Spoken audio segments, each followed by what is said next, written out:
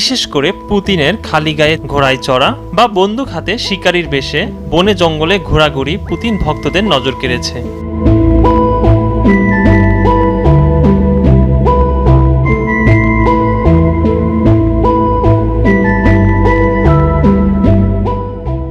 President Putin তার অবকাশ যাপনের সময়টা দক্ষিণ সাইবেরিয়ার প্রত্যন্ত অঞ্চলে কাটাতে পছন্দ করেন।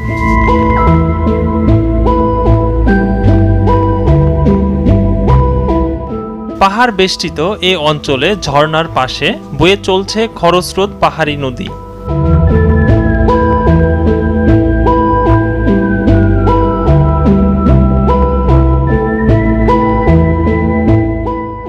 সেই নদীর পানিতে মৃদু ঢেউয়ে মোটর চালিত নৌকা চালিয়ে এগিয়ে যেতে দেখা যায় বিশ্বের